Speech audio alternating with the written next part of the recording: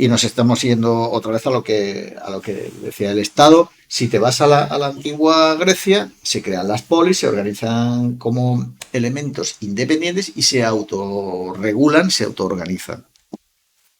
Comparten sus recursos cuando hay que ir a la guerra. Cuando nos vamos a Roma, Roma funciona igual. Funciona como una ciudad-estado que empieza a capturar territorio a sus vecinos a través de la guerra.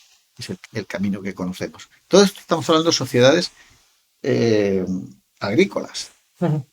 Todos son sociedades agrícolas. Entonces, tú tienes que cultivar tu campo y cuando toca ir a la guerra, cuando el Estado te lo pide, tienes que ir a la guerra. Entonces, Roma en principio se construye como una monarquía. Volvemos a lo de las palabras. Siempre es importante entender, cuando decimos la terminación arquía, Aquí. estamos hablando de quién, cómo gobierna. Es decir, si decimos A, estamos negando, decimos anarquía, estamos diciendo sin poder, ¿no? Sin Estado, sin. Cuando decimos monarquía, estamos diciendo uno.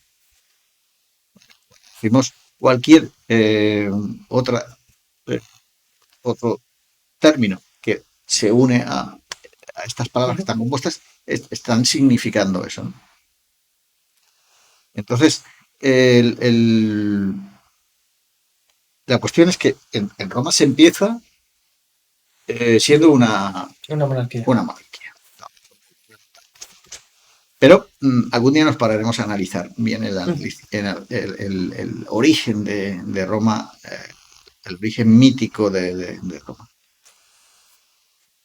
Cuando la monarquía entra en conflicto con los ciudadanos, Sí, estos la apartan y crean el sistema que, bueno, lo que conocemos como la república, claro. que es la palabra res pública, cosa pública, ¿vale? Sería el Ujú. término original que utilizaban ellos.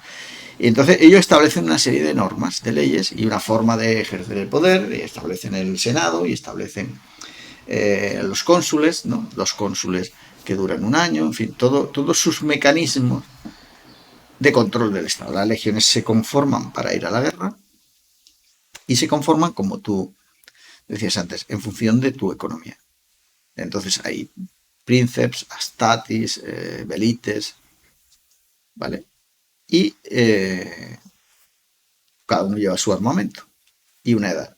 Y con esa estructura van a la guerra. Cuando termina el periodo de luchas, de guerra o lo que sea, pues vuelven a su campo, a su tierra.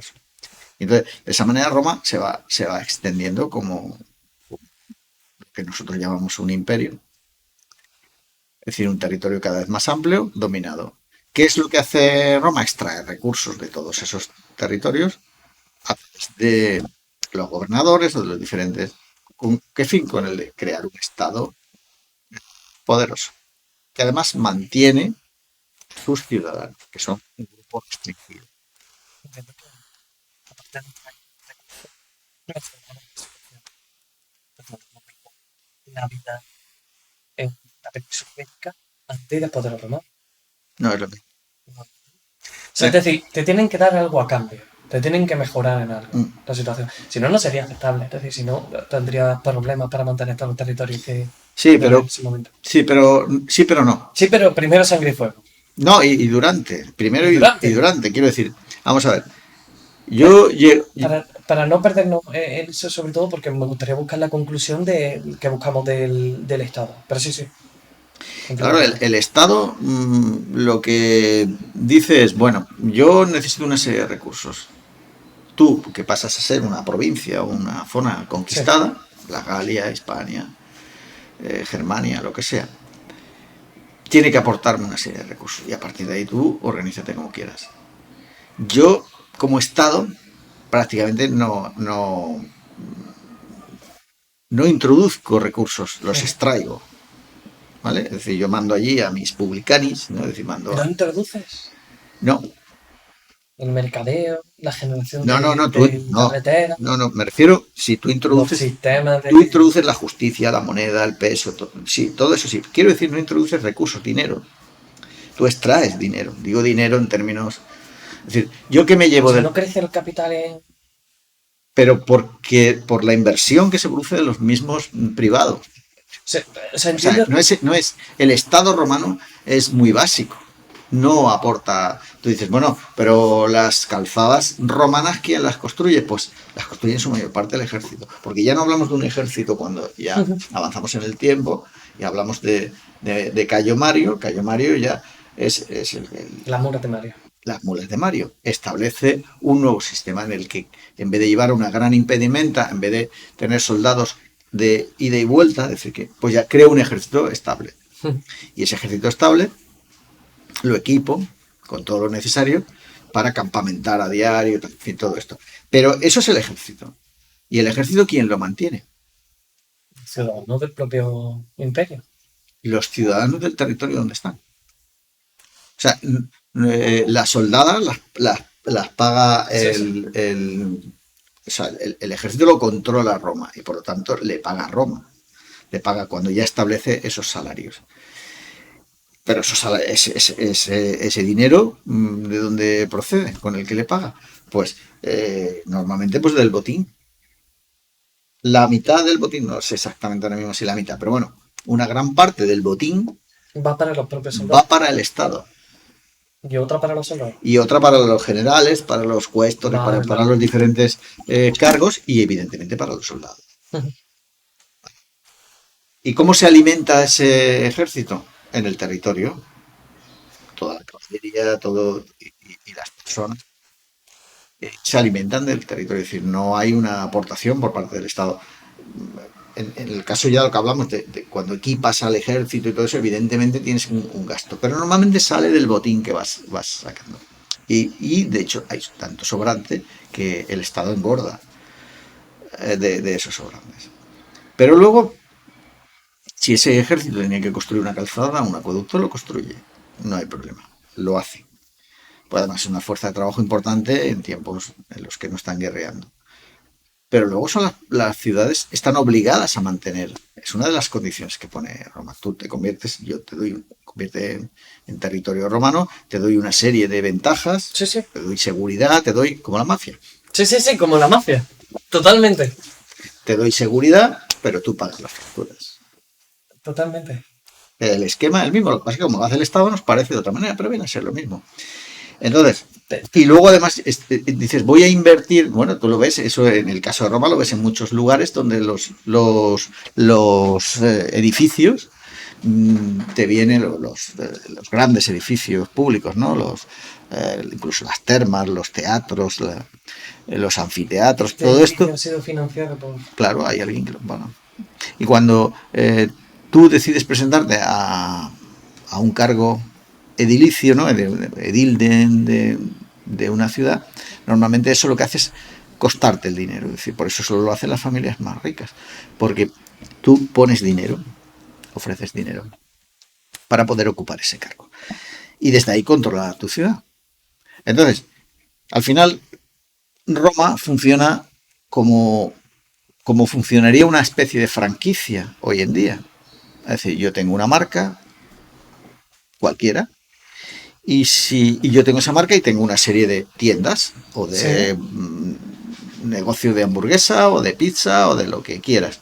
Y entonces yo establezco una marca, establezco una imagen corporativa y tú, si quieres, puedes en tu ciudad, en la estructura que yo haya definido, puedes hacer que esa marca se desarrolle con mis criterios. Yo te digo cuántos metros cuadrados tiene que tener el local, qué colores tienes que poner en el suelo, qué mobiliario para que todo mantenga esa franquicia, esa imagen de franquicia. Y tú me pagas por ello. Y luego tú, pues haces tu negocio. Si lo traduces a las provincias, viene a ser un poco así. Nunca lo había pensado yo en comparar a Roma con una franquicia. Funciona. Y ahora mismo me parece totalmente lo más coherente del mundo, lo más normal. Sí, no hay. Realmente tú piensas que La normalización romana ayuda mucho a ello. la normalización. ¿Te refieres a que tengan toda una estructura de peso, Sí, medidas de exacto, moneda y todo eso? exacto. O de forma de ejecutar la obra, o de forma de realizar los trámites administrativos.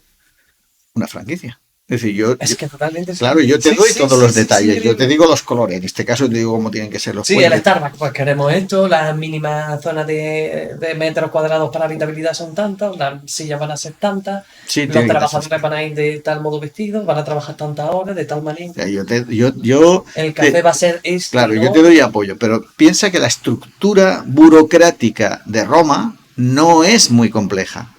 Cuando se va complicando, ya en el Tardo Imperio, vemos cómo aparecen las tetrarquías y aparecen otras formas de entender, porque ya el monstruo va creciendo, ¿no? El Estado va creciendo y se va complicando cada ¿Se vez comía a más. sí mismo? Bueno, permitió que entrara. Permitió también sería relativo, porque hay veces que lo permites y otras veces que no se trata de No tiene permitirlo, se situación. trata de que eso es lo que hay. Pero sí, por dentro fue siendo Fue engulléndose hasta que lo carcomido. engulleron otros, ¿no? Sí, sí. Es una destrucción eh, de algo que luego, fíjate que hasta hoy en día seguimos intentando reconstruir el Imperio Romano. Nos estamos centrando mucho en el estado del Imperio Romano y ahora seguiremos, pero tú piensas, ¿el Imperio Romano cae cuándo cae? Vamos a intentar buscar la conclusión. Vamos a intentar buscarla. Deja que te cuente Sí, esto. sí, perdón. ¿Cuándo cae el Imperio Romano? Eh, Cae con Odoacro en el siglo IV, en el 23. 400, siglo V. Espérate, espérate. Vale. Eh, en el 800, apenas han pasado 300 años, esa confusión, esa fragmentación de toda Europa. En el 800 tenemos a Carlomagno, que se declara a sí mismo Espera. del Sacro Imperio. Y a partir de ahí, bueno, sigue viendo. Sí, sí, todo. Sí, el Sacro Imperio Germánico es el que se atribuye al romano. Heredero. Por eso Carlos I de España y V de Alemania es Así, emperador del espera. Sacro Imperio Romano. Y es algún otro que también lo es. Es decir, se mantiene la idea esa. Y, y ahora en que estamos con la Unión Europea, intentando reagrupar todo. Es decir, hemos ido intentando reconstruir el Imperio Romano desde que cayó. Nos unificamos con el latín y nos separamos. Bueno, las lenguas sí, que proceden del latín son las de la mayor parte de Europa. Pero fíjate que Y las que no lo tienen tenían, lo asimilación. tenían, lo tenían ellos, lo teníamos nosotros, ¿no? Es decir, tenía la lengua, tenías el sistema de pesas y medidas, tenías pacificado el territorio, tenías La Unión Europea sí, es similar totalmente. sí. Es una unificación de moneda, los Entonces, criterios. claro, entonces, bueno, una vez se rompe eso, el Estado se atomiza o se fragmenta y nos quedamos con que en función de las tribus, de las hordas que vienen del este, se establecen determinados territorios, se vuelve a reestructurar todo el territorio. Entonces decimos, bueno, pues, ¿a dónde llegan los francos? Pues se establecen en Francia. ¿A dónde llegan los godos? Pues depende. Si son eh, Ostrogodos, ostrogodos, ostrogodos. se quedan en el norte de Italia. Y si son visigodos, vienen hasta la península. Y vienen hasta, es decir, que creamos, que hay una parte del norte que son los suevos. Hay otras tribus que simplemente arrasan y van pasando, Sí, ¿no? Como son los vándalos, ¿no? De ahí de ahí la palabra. nosotros nos hemos quedado con el término. Entonces, vuelve a desaparecer el Estado. Entonces, desaparece el Estado central, esa franquicia desaparece y aparecen pequeños reinos. Reinos que no tienen capacidad para sujetar a toda esa población. Y entonces vuelven a atomizarse en forma de Feudalismo. reinos feudales. El caso de España Sí, sí. es distinto al Que del tenemos resto de además. Europa porque tenemos a los musulmanes que entran en el 711. Y entonces lo que crea es un conflicto entre los visigodos y los musulmanes que proceden. es una tierra de paso bueno, ha pasado todo el mundo por aquí. Pero si nos vamos al norte de Italia, al centro de Europa, nos encontramos con un fenómeno que los italianos llaman el encastillamiento. Es decir, ¿qué es lo que pasa? Volvemos a la mafia, porque decimos, bueno, yo construyo un refugio. Ya lo que habíamos visto en tiempos del Imperio Romano, que no había murallas y que la gente vivía en el llano, volvemos a subirnos a lo alto de algo. ¿Por qué? Pues porque todo lo que pasaba por allí iba a extraer, a robar, o a matar, es decir, a nada bueno. Entonces hay que subirse. Entonces, en dos formas. Por un lado, murallas, encastillar, y por otro lado, en el centro, la iglesia. Como lo que llamamos acogerse al sagrado, ¿no? Vale. Entonces, yo establezco esos núcleos, pequeños núcleos de población, disminuye la población, pero creo, a lo mejor lo digo un poco fuerte, dos tipos de delincuencia, de lo que hoy traduciríamos por delincuencia, dos tipos. El que está aquí, en el encastillamiento, que me defiende de otros y que me cobra, y el que es itinerante, las hordas de diferentes grupos que vienen a intentar ocupar, atacar, obtener recursos de eso. Es decir, al final el campesino se encuentra en esa dicotomía de decir, bueno, o le pago a este para que me defienda, o sea, ese grupo de guerreros. O me roban uno o me roban otro. O me roban otro. Al final te quedas en esa posición. Y además está entre que te roben y te maten. Sí. Entonces, como la iglesia no cree en la esclavitud, no acepta la esclavitud, vale, pues lo vamos a llevar de otra manera.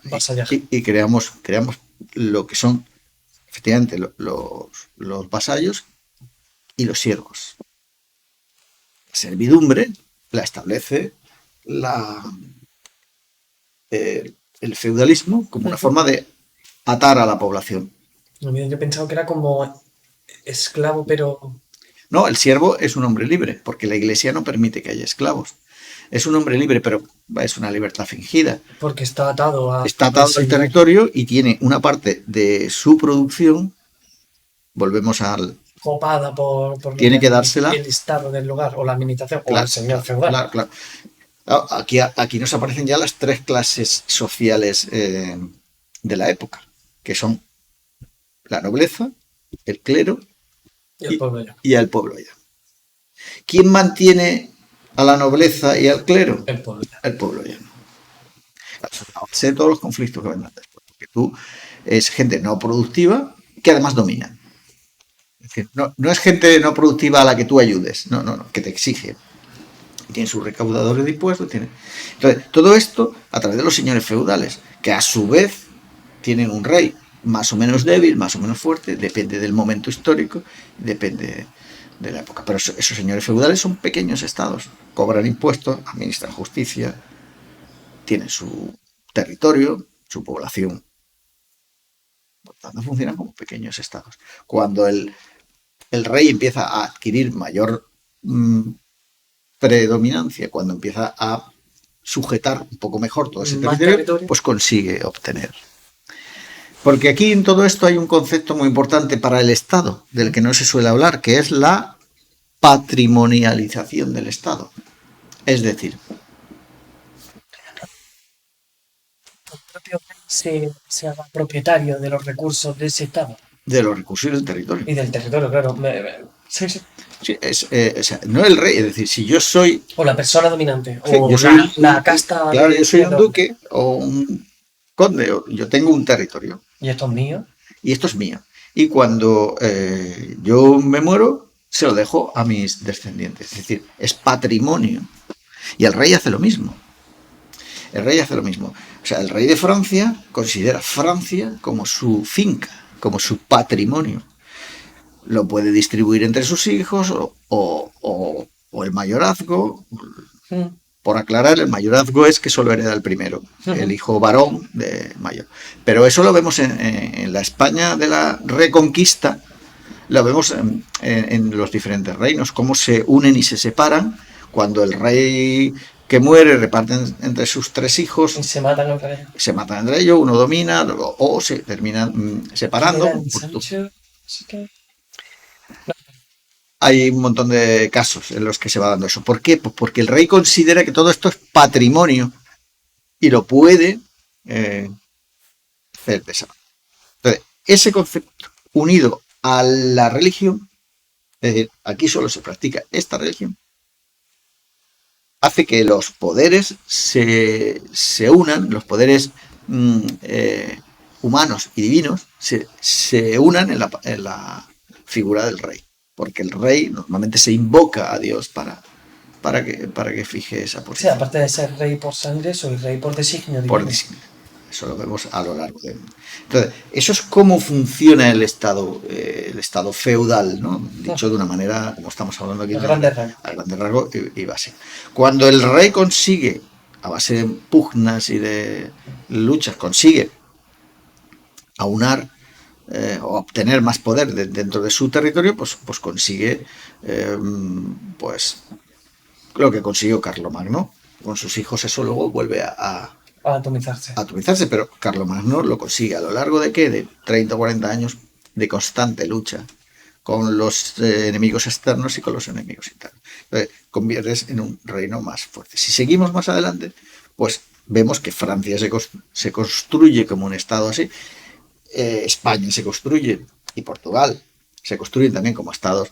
Los reyes católicos, cuando unifican, cuando 1492, ellos unifican el Estado. Primero, el Estado es patrimonio de los reyes católicos. Ellos se han unido en matrimonio de sus herencias y construyen un Estado.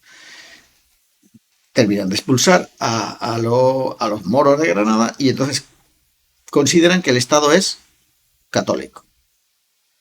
¿Por qué? Porque porque es que muchas veces perdemos de vista lo de siempre, la situación en ese momento de...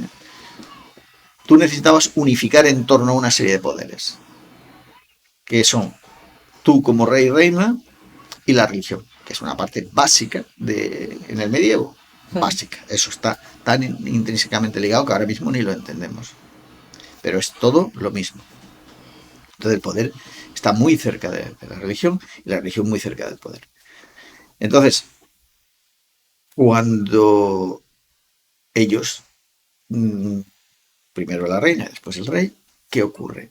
Pues vemos cómo vuelve el concepto patrimonialista del Estado, vuelve a aparecer, porque Carlos es el nieto de los reyes católicos, pero es un Habsburgo, y tiene, por herencia de su abuelo paterno, de Felipe el Hermoso, tiene una serie de territorios, y por la herencia de sus abuelos maternos, Juana la Loca, tiene una serie de territorios. Entonces él unifica todo ese territorio. Y entonces es rey de Alemania, emperador del Sacro Imperio Romano, rey de España, evidentemente de las Españas, ¿no? Porque estamos hablando de que ya aparece América dentro de ese contexto. Pero lo hereda como tú podrías heredar de tus padres un piso, lo que sea, ¿no? Es decir, lo hereda de la misma manera. De hecho, su hijo ya es emperador del Sacro Imperio Romano. Felipe II es rey de España, porque él a otro de sus familiares, a otro Habsburgo, le parte una de las Alemania, ¿no? Entonces, vemos cómo ese concepto. ¿Cuándo empieza a presentar grietas ese tipo de Estado? Claro, la monarquía absoluta francesa es muy absoluta, pero con la Revolución Francesa ya se empieza a hablar de lo que es el antiguo régimen. Sí, la Ilustración. Cuando hablamos de la Ilustración, de la Revolución Francesa, de la independencia de Estados Unidos y todo esto, se empieza a hablar del antiguo régimen. El antiguo régimen es ese que estamos definiendo. Y ese empieza a desaparecer.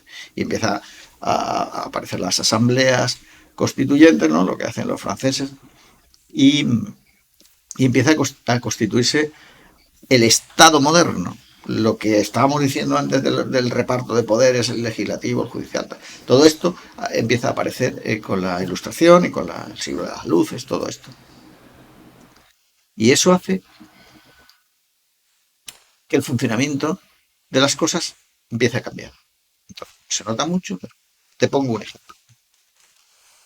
Y además te voy a poner un ejemplo de lo que, bueno, por ejemplo, la República Democrática Alemana, también la Unión Soviética, pero la República Democrática Alemana estableció en su momento, en los años 50, que las mujeres podían ser autosuficientes e independientes. Y si querían tener hijos, y si querían casarse, y si no, ellos lo establecen. ¿Y cómo funciona esto? ¿Cómo funcionaba antes? Tú perteneces a un grupo, llámalo una tribu, una etnia o una familia extensa. Y esa familia extensa crea una serie de normas. Y en esa serie de normas dice que las mujeres están atadas al varón. Evidentemente no pueden tener hijos, sino dentro del matrimonio, en fin, hay una serie de formas de ver el mundo. Vale. Cuando todo esto todavía lo venimos arrastrando del siglo XIX, aunque ya tengamos regímenes de otra, bueno, la mujer no consigue el voto hasta. Vale. Pues el Estado dice, no hace falta. Yo te separo ya ese castigo del Paleolítico, que de alguna forma sigue existiendo, seguía existiendo y sigue en algunas etnias. Si tú te separas de este grupo, estás muerto. El Estado dice, no te preocupes, yo cubro eso. Es decir, yo te protejo, yo te doy seguridad, te doy vivienda, te doy mantenimiento económico, sin que dependas de ese grupo. En este caso, estamos hablando de la dependencia del varón. No tienes por qué. Eso lo hace la República Democrática Alemana. Y lo vemos después, en los años 70, en los países nórdicos. En los países nórdicos se establece todo lo que se llama, y ahora Sí, hemos sí. trasladado, el estado del bienestar. El Estado ocupa todo el espacio, redistribuye, da libertad a sus individuos para que vivan como quieran y destruye, más o menos, El núcleo familiar. esos núcleos familiares. 40 años después estamos viendo que eso también tiene consecuencias, es decir, aquí no se hace nada sin consecuencia. Estamos viendo cómo se ha roto tanto en esos países los núcleos familiares, que vemos cómo la gente muere sola. No hay conexiones familiares, porque claro, el grupo ese del que hablamos, del Paleolítico o del siglo XIX, el grupo también te cuida, no solo te exige, el grupo te cuida, que es lo que decía hace un momento con la República Democrática Alemana, que el Estado dice, yo te cuido. Me gustaría que un día pudieras desarrollar más lo de la destrucción del núcleo familiar en los países del norte, porque es muy interesante el cómo el Estado ha convencido de tal manera a esas familias, a esas mujeres y a esos hombres de que no tienen por qué tener esas interacciones sociales, que me parece muy. No, el Estado yo no creo que explique que no haya interacciones sociales. Lo No, que, bueno, lo que dice es que tú, lo que intentan decirte es, no necesitas que haya unas reglas preestablecidas que te obliguen a una determinada cosa. Si tú no te quieres casar, hay grupos en los que dicen te tienes que casar, lo hemos visto, los matrimonios forzados son muy comunes, siguen siéndolo, sí, sí, sí. siguen siéndolo, lo estamos viendo en los países. Y no tan lejos de España, no tan lejos de España. Entonces, tú, el Estado te separa de eso, te dice, no hace falta. Evidentemente, cuando te estás muriendo, el Estado normalmente no va a venir a darte la mano. Como mucho te ingresará en un hospital o te ingresará en una residencia de ancianos. El grupo te exigía unas cosas y te ofrecía otras. Y tú no te ibas a morir solo, porque tú tenías a tu familia, a tu grupo. Ahora las familias son tan independientes que realmente no existe interrelación, no hay tamaño, no hay grupo, no hay. Eso es. Es más de una cultura del norte que de una cultura del sur, una cultura del norte que se está exportando.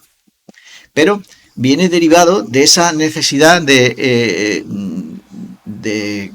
que el individuo se vea obligado a hacer cosas por. ¿Tú crees que el Estado ha roto eso intencionalmente? Claro, el Estado lo ha roto con toda la Con toda la intención. sí. Sí, Pero sí, con una intención con como una... yo lo estoy imaginando súper malévola, No, o con no, una intención no, totalmente no, utilitaria, no, no. normalista Sí, yo creo que y amable. es moderna, ¿no? Ese Es concepto. moderna. Estamos hablando de Como los... con los adjetivos que le he puesto, ¿no? Sí, Moderna. moderno, ¿no? Es decir, en los años 70, 60, bueno, pues empieza a aparecer una serie de... Sobre todo es el campo del feminismo donde se ve... Es decir, tu vida es casarte Tener hijos. y tener hijos, poco más. Entonces empiezan a ver una serie de mejoras que dicen, no, espérate, vamos a ver. Primero, tú tienes control sobre la reproducción, primer control que no tenías. Pues si tienes control sobre la reproducción, la piel, todo esto, ya eres más independiente. Entonces, si tú tienes control sobre tu cuerpo, que sería el siguiente escalón, vas escalonando esa serie de cuestiones y consigues que la mujer tenga más conciencia, si quieres, de sí misma, tenga más tiempo para dedicar a otras cosas que no sea la procreación. Y a ocupar un poco el espacio del varón. ¿Qué es lo que pasa? Que eso también tiene sus consecuencias negativas. Lo estamos viendo. Sí, Estamos sí. viendo cómo la población envejece y cómo no la tasa de reposición no se está dando. Y eso es consecuencia de esa libertad, que en sí no es mala, pero que va asociada a No, algo. todo en esta vida tiene Todo cosas tiene, positivas y cosas claro, negativas. todo tiene Hay un... que ser ciego para no Eso, verlo. todo tiene esa contraprestación. Entonces, bueno, pues al final dices, bueno, pero esto me afecta como individuo, me afecta como sociedad, afecta al Estado, afecta... Esto es la sociedad que estás construyendo. Tú construyes una sociedad muchas veces con efectos que Que ni ni te esperas. imaginas. Sí, sí, sí. Esto en urbanismo pasa mucho. Cuando tú cortas una calle y piensas por dónde vas a desviar el tráfico. Pero luego ves que has cortado la calle Y que la gente empieza a hacer lo que le da la gana. y hay una serie de efectos en los que tú ni siquiera habías pensado, pero que se están produciendo alrededor del corte de esa calle. Has generado algo distinto incluso a lo que tú habías planificado. Y aquí pasa eso, pasa en los países del este con la incorporación de la mujer, pasa en los países nórdicos con esta revolución eh, que crea este estado del bienestar a partir de unas economías más solventes. Ese es el mundo. ¿Cómo cerrarías todo este círculo? El círculo, Todo este círculo del sí, Estado, individuo, de la incorporación de las mujeres, de todo ese desarrollo que hemos tenido desde Grecia, Roma, medievo, Estado moderno, Estado moderno. claro. ¿En qué punto nos situamos? Bueno, ahora lo que estamos viendo, si nos ponemos en términos de lo más actual, están apareciendo otra vez la atomización. Está apareciendo, lo vemos en España, lo vemos en Italia, lo vemos en Francia. ¿Heredado del romanticismo? Lo que decíamos que viene, sí, los nacionalismos estos inventados, en muchos casos son inventados, en muchos casos no, pero que proclaman volver a esos ¿Dirías que somos raíces. tradicionalistas? Hombre, si quieres ser tradicionalista, te tienes que ir a una cueva. ¿Por qué te paras en ningún ¿Reaccionarios? pero no, si tú quieres ser tradicionalista, te tienes que volver al paleolítico. No me vale que te vuelva, no, yo me paro, no, me Aquí. paro aquí, ¿por qué? ¿Por qué te paras aquí? Eso no es ser tradicionalista o conservador, eso es hacer lo Y que a ti... abierto otra vez. Intentamos Claro, cerrar la claro, conversación y abierto otra vez. es lo que a ti te interesa. Yo lo veo mucho con el mundo celta. El Sí. mundo celta es un mundo que lo vemos en Galicia, lo Sí, vemos muy en... ornamentado, muy Sí, gaitero, muy falso. Sí. El mundo celta no era así. Lo que nos ha llegado en términos históricos no era como lo pinta. Cuando vemos el dibujo del druida lo hace no recuerdo el nombre, un romántico que lo asocia a ese traje largo, a la luenga barba, al gorro puntiagudo. Y nosotros nos quedamos con esa imagen y decimos, eso es un druida. Y eso no tenía por qué ser un druida. Tú realmente, si te vas a la época y a los escritos que tenemos de Roma, que es quien entra en contacto con más druidas, tanto en la Galia como en En Britania, Britania. iba vestido como todos los demás. Tú no distinguías a un, A un druida. a un druida, tú no lo distinguías. Eso son imágenes que hemos reconstruido nosotros a nuestra gusto, siguiendo nuestra fantasía. Igual que los nacionalismos, cuando decimos el nacionalismo catalán, el nacionalismo vasco o el nacionalismo en el norte de Italia o en cualquier otro sitio, son imágenes pintorescas, pero imágenes falsas. A mí el que más me sorprende, sobre todo el del País Vasco, porque mirando un poco la historia de España, te das cuenta que hay un montón de marinos y de gente importante que es vasca y que tú lees a lo mejor sus escritos de eso y son totalmente... O sea, era más español un vasco que un andaluz. El andaluz era menos español, ¿no?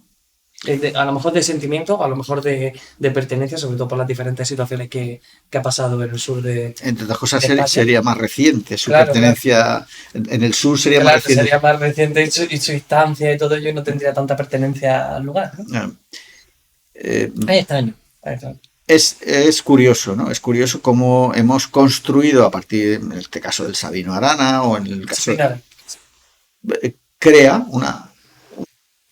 un ideal, una imagen. una imagen, es decir, no nos han conquistado los romanos, cosa que no es cierto.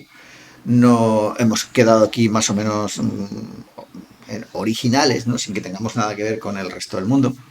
Al final, todo el mundo está interrelacionado. Tenemos una lengua que es verdad, tiene una lengua que tiene unas raíces completamente distintas a las del resto de lenguas de la zona.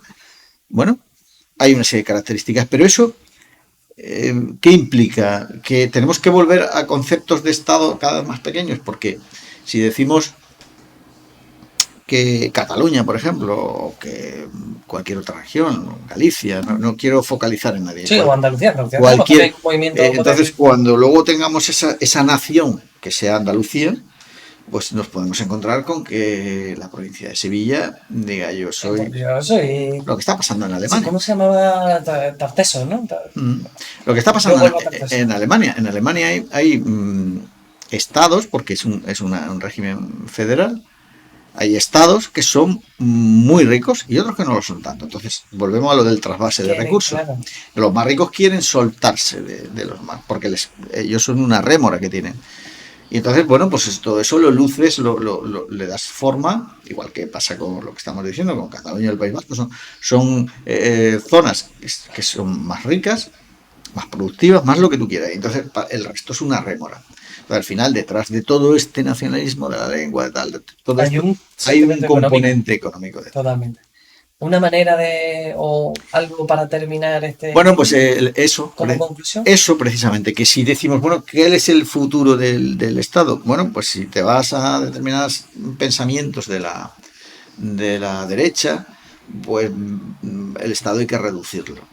Si vas a pensamientos más volcados hacia la izquierda, pues el Estado hay que aumentarlo. Y en medio de todo eso surgen estos nacionalismos que dicen, no, vamos a crear más estados. Más atomizados. Estados más pequeños y más próximos.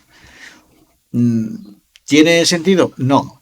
Para mí, desde mi punto de vista, lo que tendría sentido es que no hubiera territorios. Para mí lo que tendría más sentido es decir, ¿cómo lucho? ¿Imperio Mundo? ¿Cómo lucho contra... ¿El Imperio Mundo? Claro, ¿cómo lucho contra los nacionalismos estos localistas, ¿no? Ya sea de Múnich o de Barcelona? Cediendo más poder a un órgano central, que sería Europa.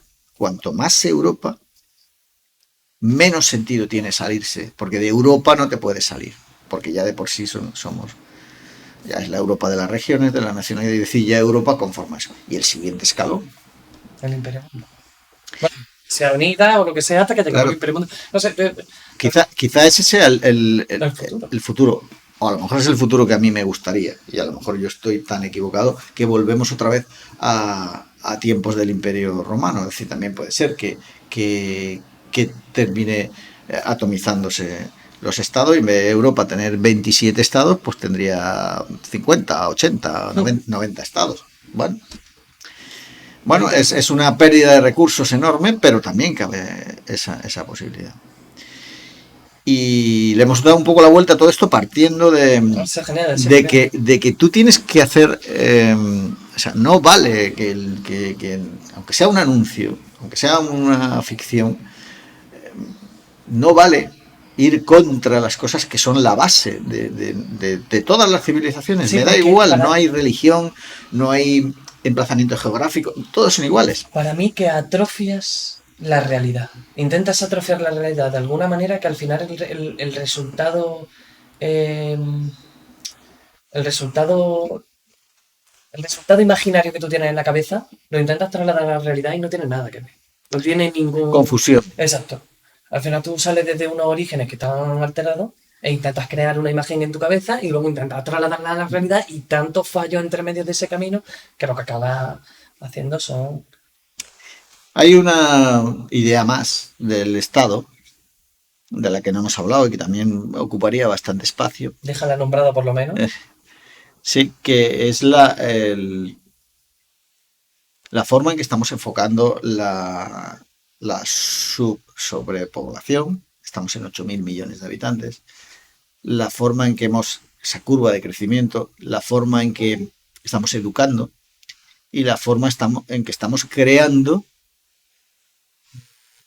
un caldo de cultivo en el que, curiosamente, desde la izquierda se absorben planteamientos de la derecha. Y me estoy refiriendo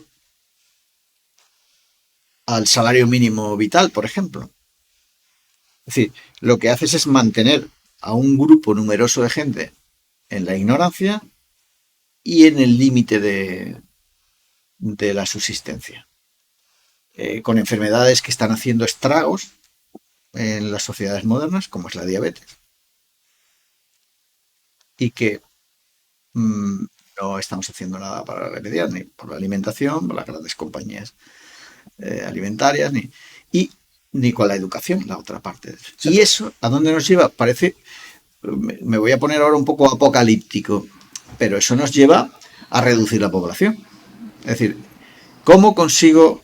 Pues bueno, pues sí doy los medios para que no haya, para que las mujeres tengan esa capacidad para restringir el número de hijos que quieren tener, y luego les doy alimentos de baja calidad que hace que, pues que baje la vida media, porque además como los mantengo en un nivel bajo de recursos en cuanto a ese Hay un medio. planteamiento, ¿tú crees que hay un planteamiento? Bueno, eso ya sería un poco Sí, pero es una verdad, conspiración, ¿no? es verdad que entiendo que Vamos en entiendo esa... que no hay una conspiración, pero entiendo que hay una tendencia clara a que al no plantearlo, al no verlo, al no querer debatirlo, pues vamos hacia ello, pero no porque haya un complot, no porque haya un conjunto de personas que digan vamos a hacer esto, No, sino porque la tendencia nos dejamos para ir. yo poder hacerme más rico en un mundo tan grande es que una gran cantidad de esa población, como tú dices, pues de alguna manera atolondrada, tranquila, Bueno, ocupada. voy a utilizar un término más duro. Sí, Estabulada. estabulada. Es decir, yo te doy Sí, sí, sí. el ordenador, los juegos, la televisión, te doy las patatas fritas, te doy los refrescos cargados de azúcar Quédate y te aquí. siento. Y no te doy educación para que seas capaz tú de De entender de o comprender revertir qué eso. está pasando. Te están alienando. Realidad. Entonces, eso lleva pues bueno, la sanidad no va a poder costear, evidentemente, sobre todo en países en vías de desarrollo, pero también en países ricos. No va a poder sustentar toda esa carga y entonces muchas de esas personas van a morir. A edades, todos vamos a morir, pero a edades tempranas, ¿no? Entonces, creo que eso es y eso es algo que está avalando la izquierda, curiosamente. Entiendo que podríamos acabar pero sin tanta suerte. En 1984, si el que haya leído 1984 sabe que estamos hablando de lo que ya en muchos casos vivimos, ¿no? Él habla del gran hermano como el control general de todo lo que hacemos. Él habla del neolenguaje, él habla de reescribir la historia en función de lo que me vaya interesando en cada momento, pero también los personajes van a un lugar en el que hay una población que está descontrolada. Todos ellos tienen un control. ¿Eh? Sí, sí, la isla. La élite tiene un control exhaustivo, milimétrico de lo que hacen, incluso de lo que hablan con el aparato este que los oye y todo eso. Sin embargo, hay una población que no, que es... Y en ese sentido, Orwell no iba desencaminado, porque aquí ahora hablamos de élites y hablamos de Pero clases porque en sociales. China se está dando control facial, la puntuación en temas de lo que habla o no habla.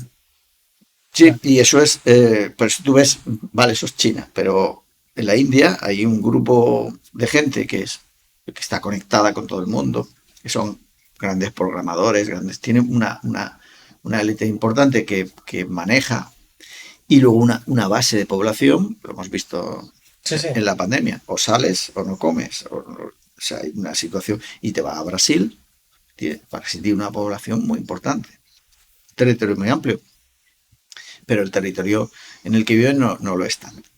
Y está pasando eso, empiezas a mirar los índices de sobrepeso y ves como países pobres tienen sobrepeso. Y dices, vamos, ¿esto cómo es posible? Calorías vacías.